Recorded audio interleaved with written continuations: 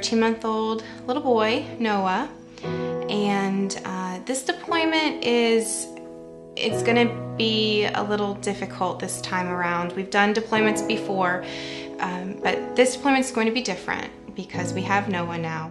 There are days, I'm going to have bad days, and I'm allowed to cry about them. My job is to, for lack of a better term, hold the fort.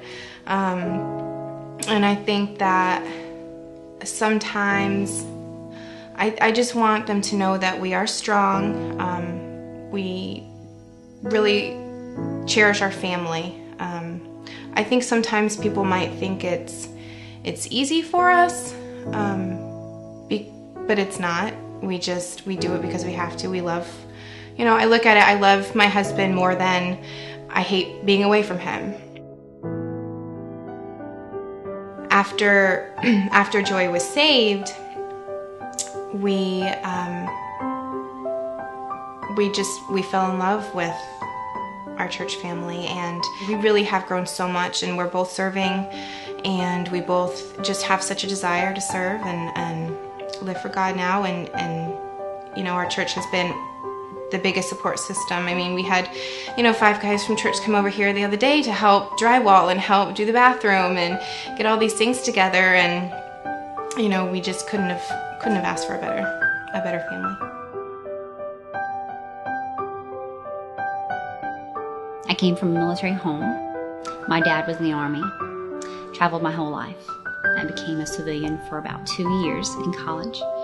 I met my husband, also in the military, and we took off on our adventure.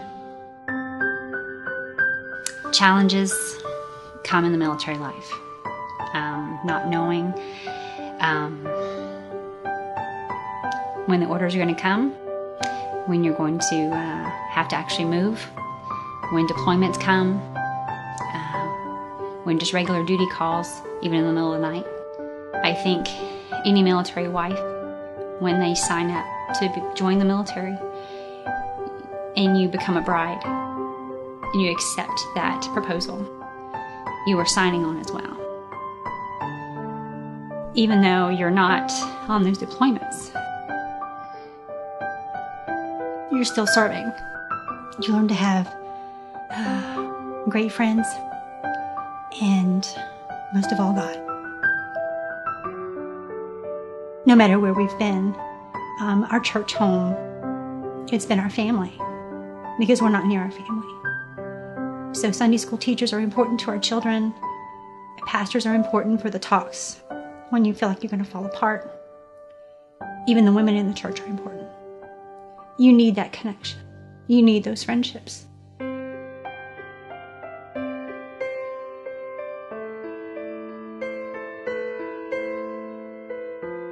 The military wife is patient, she is loving, she is dedicated, and she is strong. The pride I feel when I see my husband dressed up in the dirtiest of uniforms and the nicest of uniforms is so overwhelming. Just to know that the job that he does to protect our family and your family and the whole United States of America, it just amazes me how strong he is and the decisions he has to make, and that he does them effortlessly. Our biggest support system as a couple is the church and the family that they provide us. Everywhere we go, God always gives us the family that we need, and sometimes they're more precious to us and closer to us than our real families. If you're not serving, you're missing out on one of the best opportunities in our church. Serving the Lord should be your primary goal, and your job should be your secondary. This church has strengthened our family, and it has drawn us closer together as a family unit, and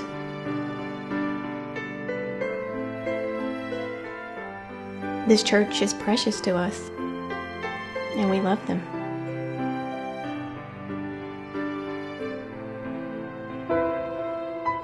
For us as a couple, the support system we had in place was our family, which was wonderful, and then second, our church.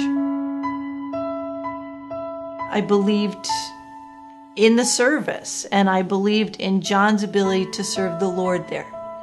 And because I did, it made it a lot easier for me to handle that. You know, when you're sitting in the car and he's walking down the pier to leave, that's very hard. And if I agree with what he's doing and I support what he's doing, for me that made it easier. Oftentimes, Navy families seem very independent, we can handle this. And I think I would say we've learned to handle this. And maybe we wouldn't mind people coming alongside us, but we've had to learn to handle so much on our own. Sometimes I'm not sure we know how to ask for help.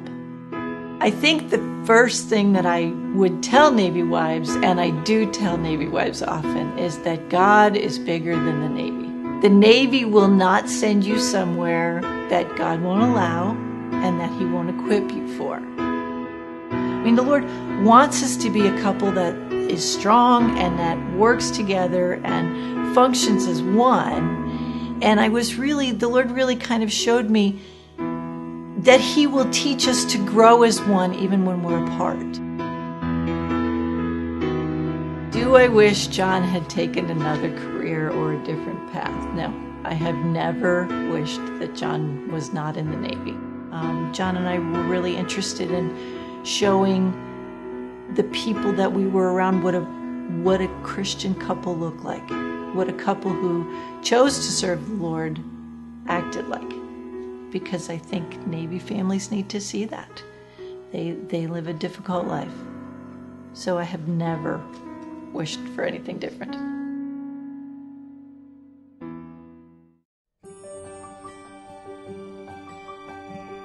I wear no uniforms, no blues or army greens, but I am in the military in the ranks rarely seen. I have no rank upon my shoulders, salutes I do not give, but the military world is the place where I live. I'm not in the chain of command, orders I do not get, but my husband is the one who does. This I cannot forget. I am not the one who fires the weapon, who puts my life on the line, but my job is just as tough. I'm the one that's left behind. My husband is a patriot, a brave and pride-filled man, and the call to serve his country not all can understand. Behind the lines, I see the things needed to keep this country free. My husband makes the sacrifice, but so do our kids and me. I love the man I married. The armed services are his life, but I stand among the silent ranks, known as the military wife.